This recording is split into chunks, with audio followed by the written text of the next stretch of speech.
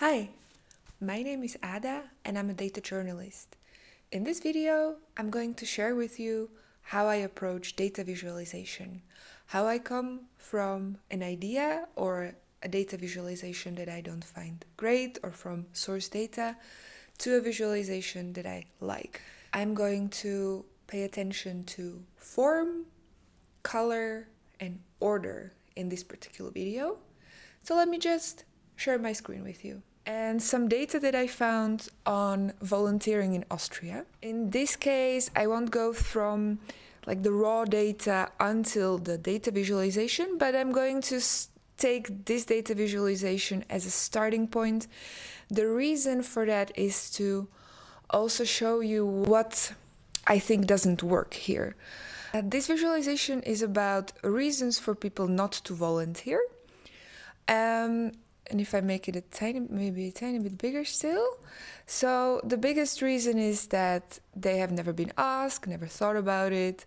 My family life doesn't leave me any time. But then I look further, I'm like, well, is that so? Because I think these bars are all over. They are not sorted in any way. So that's my first deliberation. And another thing is the colors. As you can see in the legend below, the colors represent true, absolutely true, largely true, not really true, and not true at all. But the colors are all over the place. This is essentially yes or no, right? Some of them is more yes, some of them is less yes, but essentially it's yes or no. So to make it blue and orange and gray and yellow doesn't make much sense. So because I want to keep this video short and I want to show you how I do this, how I would remake this chart from the source data, I'm just going to take these 2 points for now. And I'm also going to look for maybe a different format for this chart because I don't think that works necessarily that well. So the first thing I'm going to show you is how to prepare the data. So I have this data here, and because this is an Austrian statistics office, this is obviously in German. So I am just going to copy this part and I'm going to paste it in a new sheet. By the way, all the tools that I'll be using are free and open source, so you don't need to purchase anything, you don't need to pay anybody. God bless open source and everybody who is taking care of that. Thank you. Okay, anyway, so this means motives against. I don't really care about that. I can say just motives here. I'm going to remove this column. Here I have the amount of respondents. I don't really need that. I'm going to remove this column. This is in percentages. I kind of know that. So I'm just going to put this column here. All right, and I'm going to remove this. Now this, ladies and gentlemen, is a table that I can work with. One thing that I will do is translate this from German to English because English is the language I am talking to you right now as well. I'm going to use an LLM for this. I'm going to use DeepSeek. You can use ChatGPT, you can use whatever you want. Translate this to English, and I see that there are dots at the end of the sentences. Remove the dots.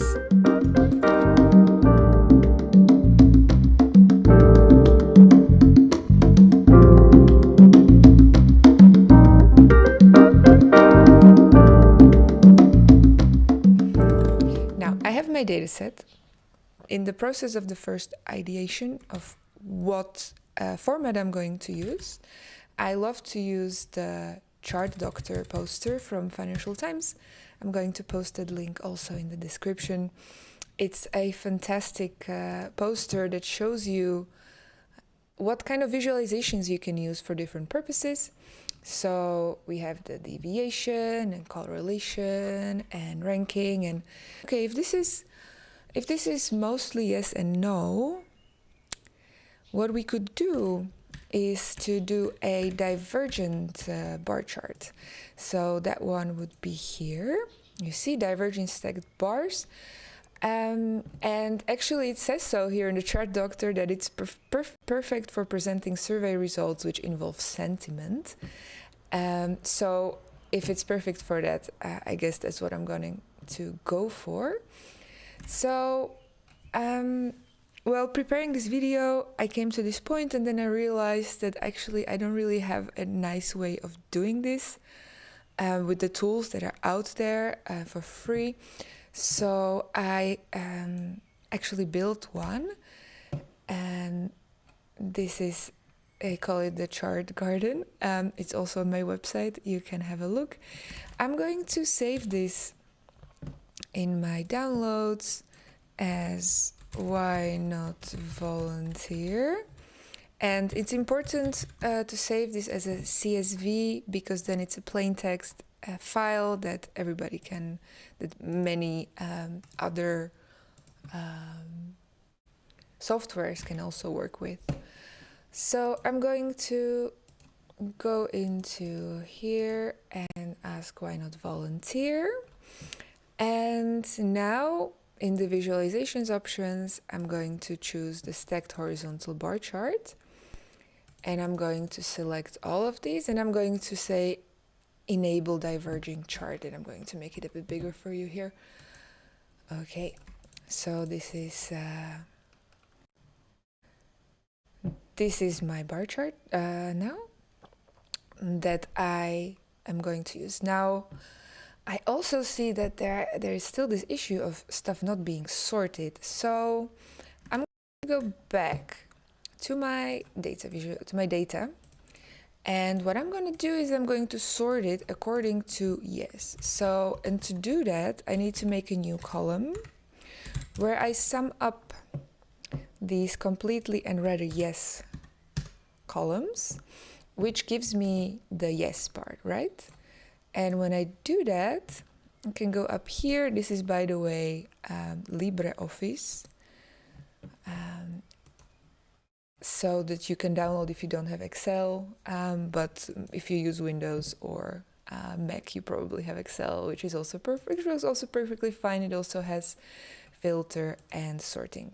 So I'm gonna start descending, you know. So again, the reason for that is that I want to show sort these in a way that most people said yes to the least people said yes to. And now that I sorted it, you can see that I am busy with family responsibilities is actually kind of the first reason. Well, if you look here, it looks like I have never been asked is the first reason, right? But now, if we sort it, there is no doubt. So I'm going to remove this column. I'm going to save it. I'm going to back here to my chart. And I'm going to refresh. And I'm going to re-upload my data. I'm going to choose stack horizontal bar chart, enable diverting, and there I go. Now my chart is sorted.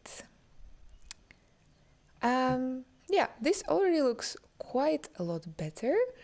So I'm going to also ask it to show me the numbers on the x-axis, because those are these numbers here that I kind of need in order to make the visualization. I'm going to download an SVG.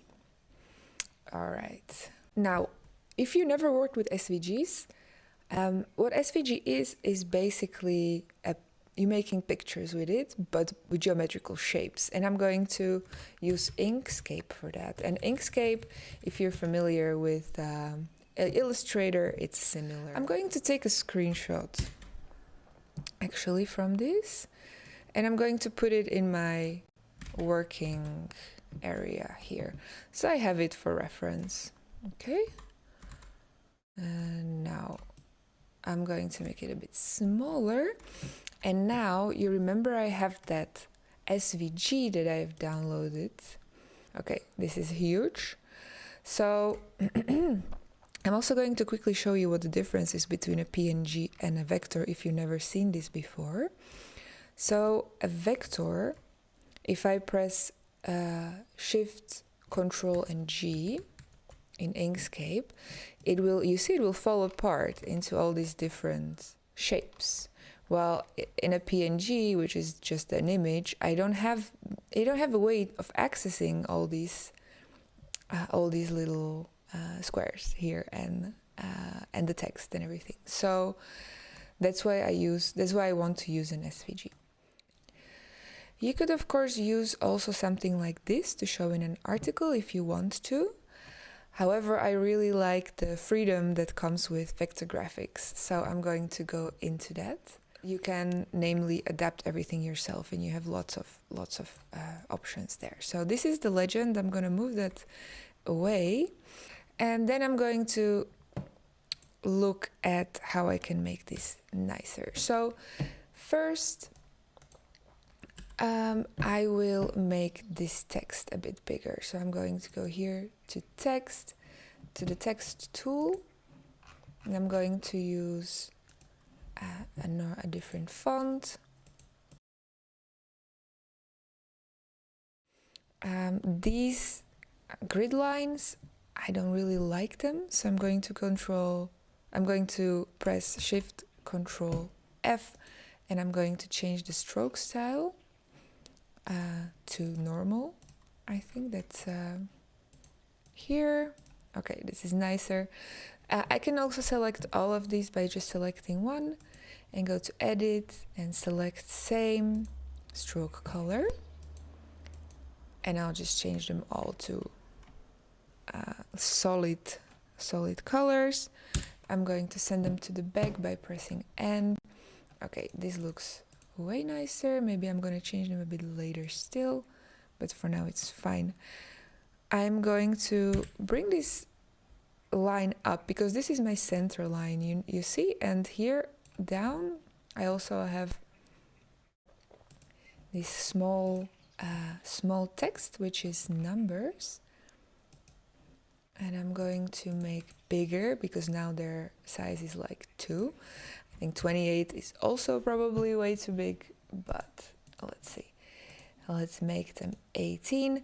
It's when designing for news anyway, it's good to have big fonts, to use big fonts, because most people read the news on their phones. And as you can imagine, as you also probably read news on their phone, if it's too small, then it's just very difficult to read. So I'm going to make this also a bit more compact. And I also see that these lines, they have like an outline. Do you see here? So I'm going to change that, and I'm going to do the same as I did before. I'm going to go to Edit, select Same Stroke Color, because that's a stroke. And as you can see, it selected all of these. And I can go here in the stroke paint and remove that. Okay, I like this a lot better already. All right, now I need to match these answers with these. Now, I think I'm going to make them actually a bit longer here. So I just have more space. And the way this bar chart would look like absolutely and utterly depends on the style sheet that your newsroom uses. So every newsroom has their own style of graphics, right? So let me just take this away very quickly, and I'm gonna use this as my reference for the size, you know, just the original screenshot. So I'm going to press Ctrl Shift D. That's Ctrl Shift and D of delta, and I'm going to say resize to content. So if I have this selected and I click resize to content, it resizes the workspace around that, and I'm going to, well, this is way nicer to work with already. And now I have the problem that this don't align, but that's also easy fix. I just move this one to be aligned with this one, and I click Ctrl Shift A, and that opens the alignment tool. Now I'm going to say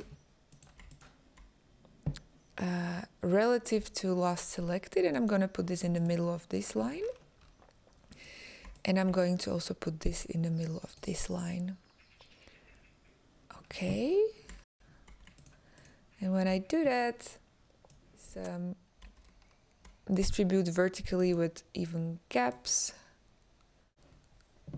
Oh no, I selected this 80 here, that doesn't work. All right. Now when I do that, it kind of spaces them out in a way that's nicer.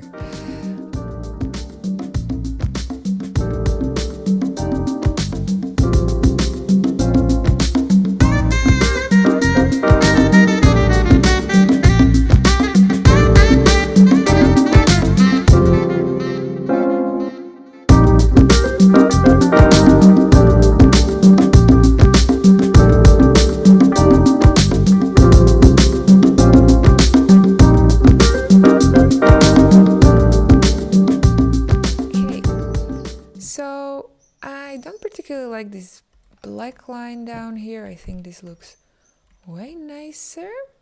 Okay, now it's time to fill in this axis here, because we need to know about the numbers. The numbers are important, right? That's why we are making a chart. Moving stuff around is a bit of a tedious process. I'm going to show you a little bit of it, but I'm just going to move on.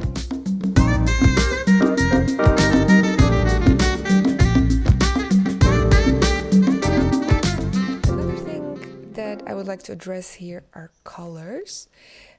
As we said at the beginning, this is mostly yes and no, question of a yes and no. So I'm just going to take these and I'm going to give it the same color, just a little bit whiter. Yeah, I think that's nicer. And I'm going to, this color that I made, I'm going to save, and I'm going to go again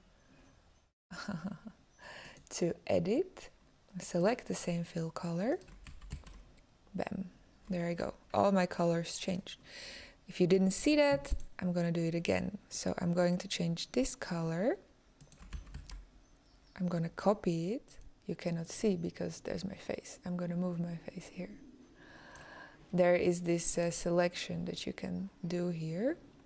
I'm gonna copy it to this one, you know, this is the RGB. I'm going to make it a tiny bit less saturated. And now I'm going to select the same fill color. Bam, there it is. Okay, so this looks already quite different than this. Right? We have it sorted, we have the colors, we now exactly see what's happening here. Okay, and the one thing that is missing now is a subheading and a source, and for that I'm going to make our visualization a bit higher. Okay, and here I'm going to say reasons not to volunteer, asked to 3,000 respondents in Austria. So the reason I'm doing it like this is because if you only scan an article as a reader and you find a data visualization that you want to understand, this data visualization should not be dependent on the rest of your text. The data visualization should be self-explanatory. And I'm also going to put here source. It's not an essential piece of information to understand the graphic, but it's good to have always a source. Okay, so this is our original chart, and this is the new chart.